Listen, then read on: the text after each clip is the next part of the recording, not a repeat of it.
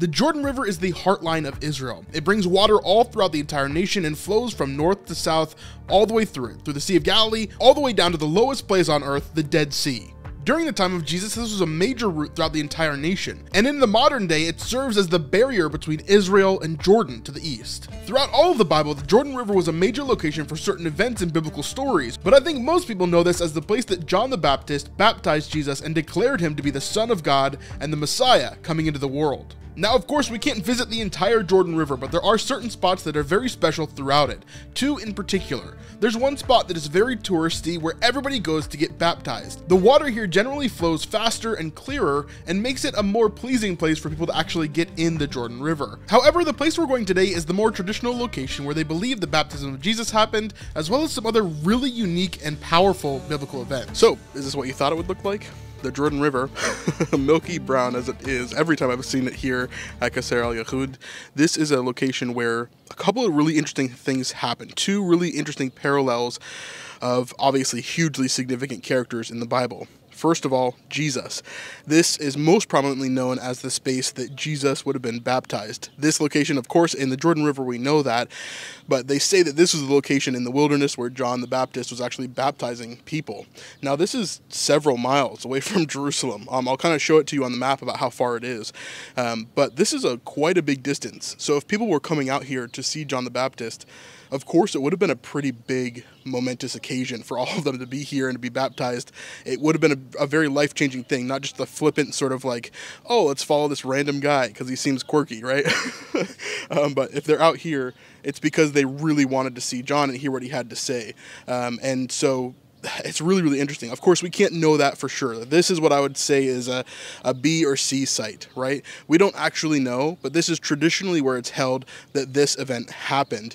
We don't have any archaeological evidence. We don't have any specific kind of things here. But there's other things that corroborate this or tie into it as well. It's not just that they say that Jesus' baptism happened here, but also some other events that are really key to that. So another paralleling event to Jesus' baptism, because remember, Jesus is baptized, then he goes into the wilderness. The opposite of that actually happened here for the Israelites. This is where Joshua brought the Israelites in to the promised land. So Joshua comes from the wilderness into the promised land. Jesus goes from the promised land into the wilderness for 40 days and begins his ministry. And so that parallel there, I don't think should be lost on anybody. We need to be able to look at those type of things and see what the Bible is trying to tell us in that. Now, this place is also significant secondarily because another parallel with Elijah. Elijah obviously being one of the biggest prophets in the Old Testament, and he has been known not to die, right? He goes actually and is ascended into heaven. And so they believe that near this spot was where that happened as well. So what parallels to that?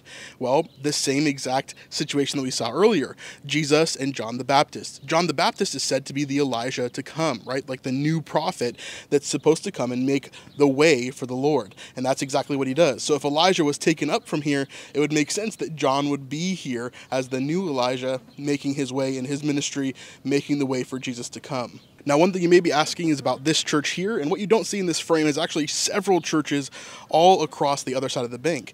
This is really interesting because on our trip so far, this is the closest that we've been to the Jordanian border. So right across this river is the Jordanian border, so you'll see soldiers on both sides and protection on both sides, making sure that everybody's safe and taken care of. Obviously, I've never been here when there's been an issue. I don't know if there has ever been an issue in this area, but it's nice to know that we're all kind of secured here as everything is obviously in tension all over the place in this land. And just looking at my notes real fast, there are at least 6 different denominations, Christian denominations, that have made churches here, mostly on the Jordanian side.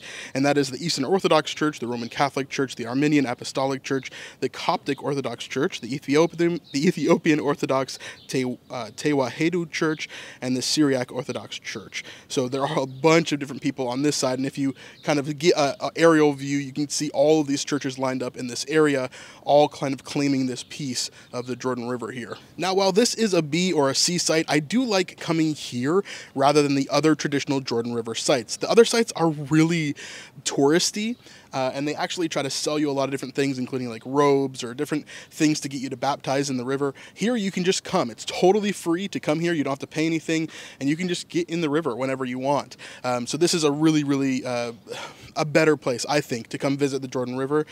Even though the other one may be less flies, this one's probably a little bit more authentic, and I like the feel of this one a lot more. It gives your group a lot of time to do whatever they want rather than kind of being cramped in a specific space in the other locations of the Jordan River. So yeah, I'm not sure why all the flies are here. We are in the desert, so that makes sense, but also the water level is lower than I have ever seen it here. When I was here last year, it would have been way covering this camera. We would have been probably 4, 5, 6 feet underwater.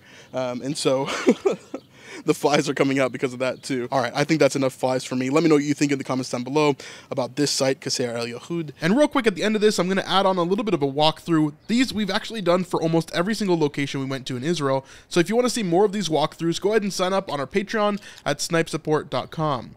Also, if you want to go to Israel with us, the link is always down in the description down below, so go ahead and check that out. You've only got about 90 more days to sign up at this point if you're watching this when this video first comes out. So anyway, we'd love to see you on that trip. We'd love to have you to explore places just like this and learn along with us. It's really amazing and it would change your life. So please, we'd love to have you check out the trip.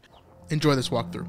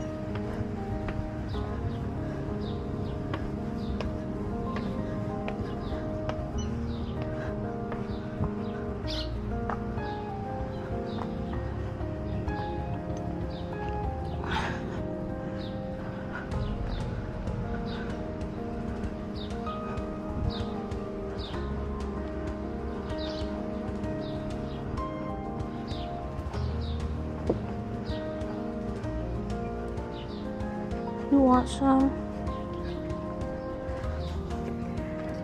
Are you recording? Yes. Brandon Robbins would drink like 1,000 of these. They're good though.